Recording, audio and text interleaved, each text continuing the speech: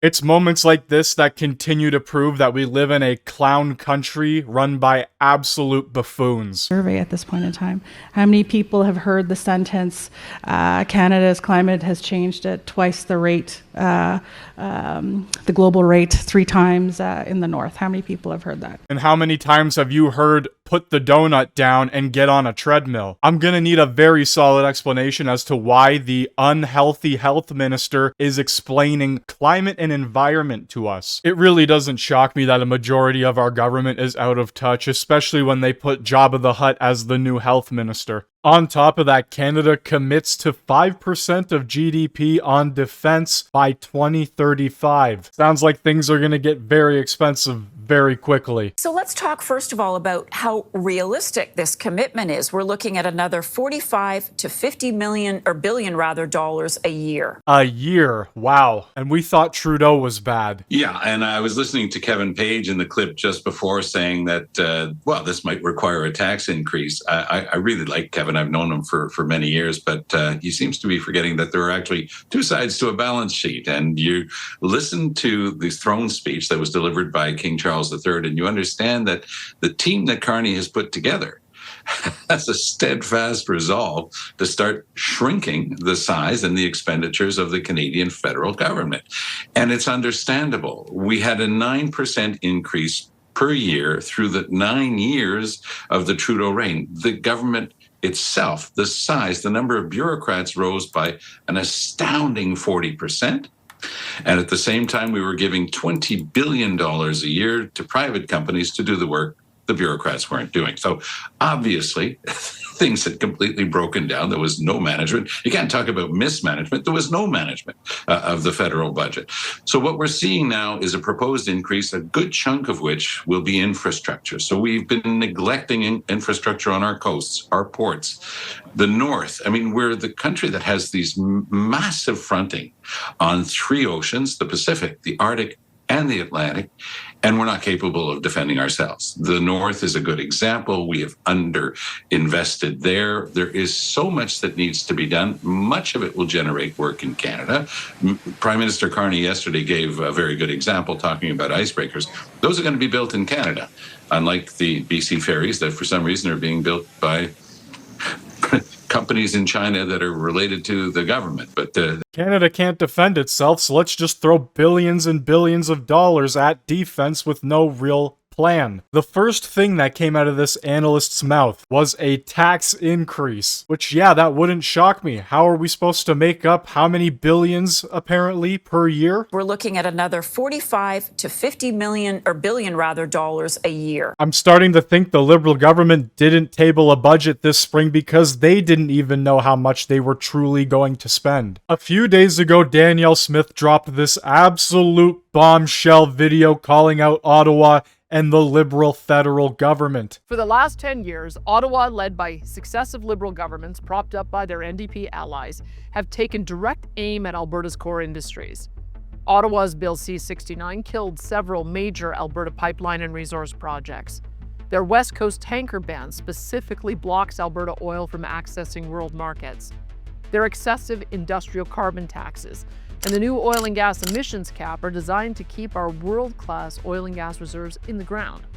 And net zero mandates on everything from electricity to vehicles are causing the cost of living to increase, business costs to soar, and are even endangering the stability of our power grid in the dead of winter. And the effects on Alberta's economy have been staggering. In just the last 10 years alone, more than $500 billion, that's $500 billion, in global investment capital destined for our resource sector has disappeared. It walked away from Alberta and Canada, and instead headed off to Texas, Asia, and the Middle East, to places that welcome resource development and jobs.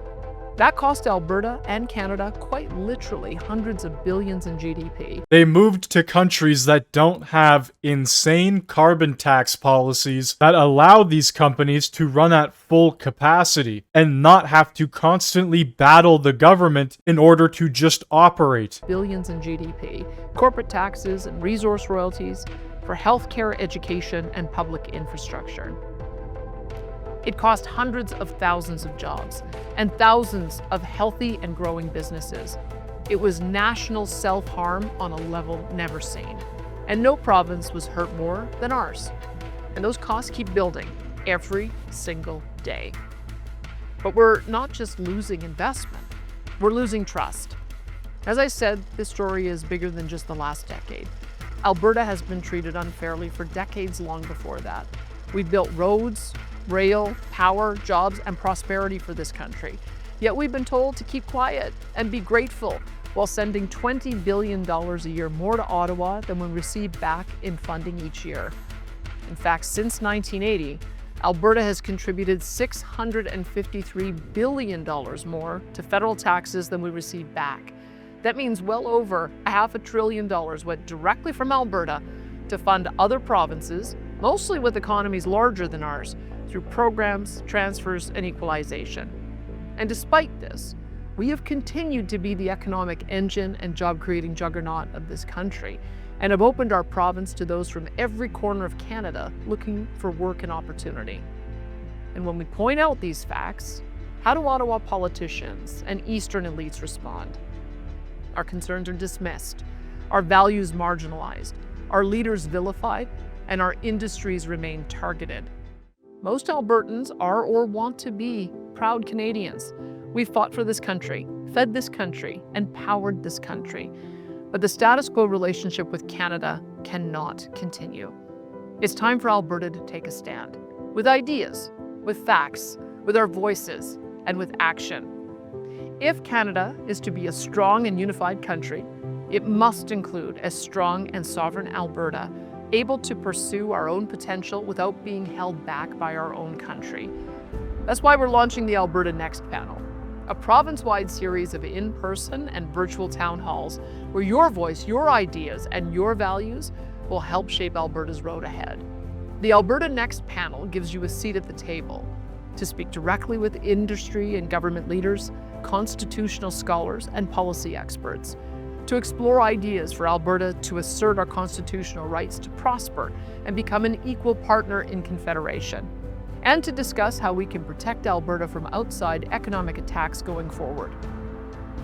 And when the panel has finished its work, it will recommend which ideas should be put to the people of Alberta for a referendum vote in 2026. So that is massive news. They are going to be going all around Alberta, town hall after town hall, collecting quotes directly from the people. What do the people of Alberta want? And if they get enough of these signatures or whatever the case is, it'll end up on the referendum vote in 2026. If Ottawa continues to play games with Alberta, the separatist movement will only grow larger and larger. Like I've said before, we've seen it only get larger and larger with every passing election. There's still a lot of time for Ottawa and Alberta to work something out, but as of right now, it's all just simply talk. Anyway, I'd like to know what you think down in the comments section below. Hit that like button, hit that sub button if you are new, and thank you very much for watching.